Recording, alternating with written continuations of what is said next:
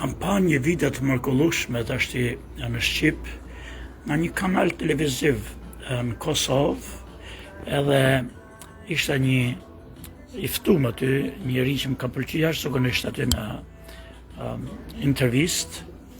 Unë jam tashti këtu në një këtu ku kam vajnë e makinës.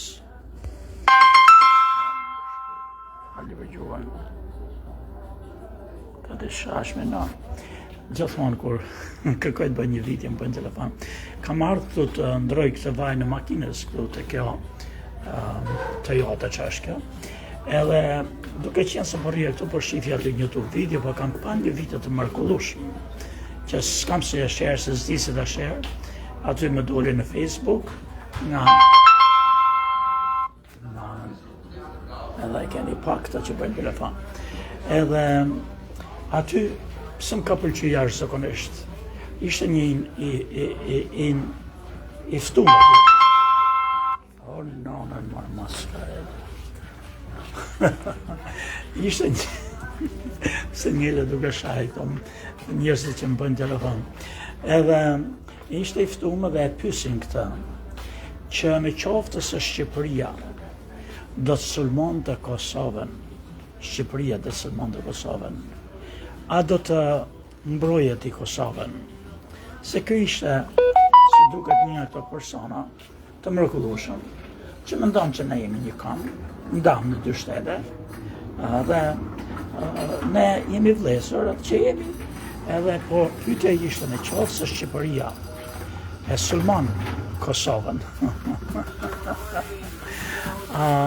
do të merrte armën dhe luftonte kundër shqiptarëve të Shqipërisë, me mbrojt Kosovën, edhe ajo përgjigj për mrekullisht. Dhe natyrisht, në qoftë se Shqipëria sulmon Kosovën, që tha unë nuk mendoj që kjo do të ndodhë, se ne jemi vëllezër, nuk mund të imagjinoj, por nëse ato sulmojnë, natyrisht që do të marrë armën dhe do të mbroj Kosovën. Edhe më pëlqen kjo. Pavarësisht që unë vetë, për shembull, po të shoh një vëlla që sulmon një vëlla tjetër timin, apo djalin e vllajt që të sulmoj, apo të rrifet me djalin tim, unë do të kem të vështirë, edhe të pamundur, që të dalë krah për shembull djalit tim, edhe të shkoj të kacofytën me djalin e vllajt. Do të mbi keq, do të bëj çmos që ndahet, por nuk do të për arsye se është po pra familja ime, do mendoj, apo ti djali i vllajt tim. Mirë, po nuk e bëj me faj këtë person, në qoftë se ai thotë që një krahin tjetër sulmoi krahinën time, se në një, unë kështu doj që në qoftë no, krysh kurve. Son kështu do ta quja, në qoftë se Shqipëria, pra shqiptarët e Shqipërisë sulmokin Kosovën, që s'ndalë s'ka se të ndodhi, por nëse shqiptarët e Shqipërisë sulmojnë Kosovën, atëherë ata të kosovarët që të mbrohen dhe quajnë të krahina, siç mund ndodh për shembull nëse vin nga Lipjani në Prishtinë, të rrifen me prishtinasit, natyrisht që çdo prishtinali do dalet të mbrojë Prishtinën e vet, nëse si krahin.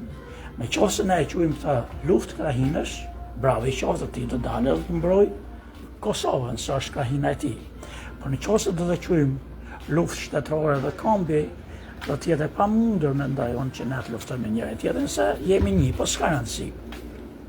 Por ajo që më pëlqeu është se ky foli shumë drejt, shumë mirë, po akoma më shumë kënaqje se kanë nxjerrë ca fakte që na dhënë neve, por që janë vërteta.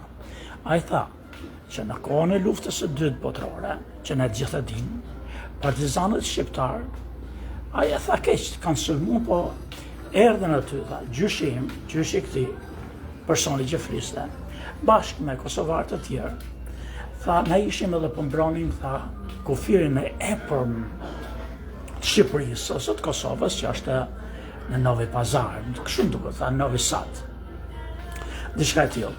Edhe po mbronin, tha atje, edhe po bënin luftë, tha, që mos e merrnin serbët, kurse brigadet partizane shqiptare në tradhpunë në ardhmë, në bakrave, edhe që është e vërtet, edhe ju a dhanë këtë qytetin jo dërzonë serbëve. Në radhë parë do të dim që luftën e dytë botërore e fitun slavët, do të na e merrnin Kosovën se humbëm në luftën në ana tjetër që ishim me Gjermanët, ka qenë balli kombëtar, legaliteti, çka ishin këto, ne humbëm luftën, ne humbi Gjermania. Kosovën e bashkoi, edhe Shqipërinë e bashkoi me Shqipërinë, e bashkoi Hitleri, Gjermania. Ata do të na e merrnin neve. Partizanët e Shqipërisë kanë po për poshtërsi këta. Një po ka dalë për mirë, se do ishin vrarë kot, gjithë të Kosovarë aty, do ishin vrarë kot, se në fund prap do e merrnin slavët dhe morën Gjermani. E ndanë gjysmën e Gjermanisë dhe e morën rusët. Kështu që do e merrnin se zvonë Kosovën, deshën Enver Hoxha, kë kryshti që kishim ne, deshën Shefqepiqi e Ramizalia që kanë vrarë sa e sa.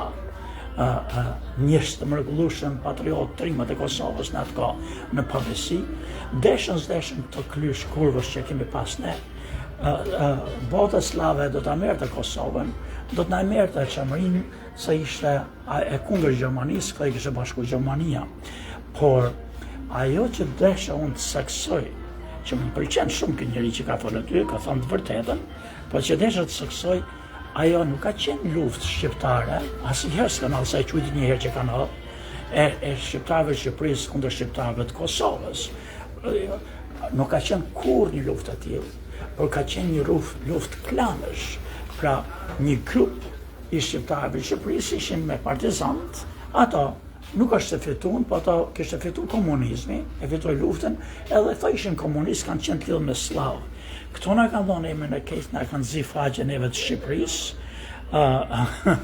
që por nuk është sulmi shqiptarëve të Shqipërisë, ato kanë qenë armiqtë komplet, ato shkatruan, kanë vrarë, siç kanë vrarë, ato klyshet e sa shqiptarët ndershëm të Ramizalia, e Shefqepiqi që ka qenë këto klysh kurvësh që kanë vrarë, po ato kanë vrarë sa shqiptarë, patriotët shqiptarë.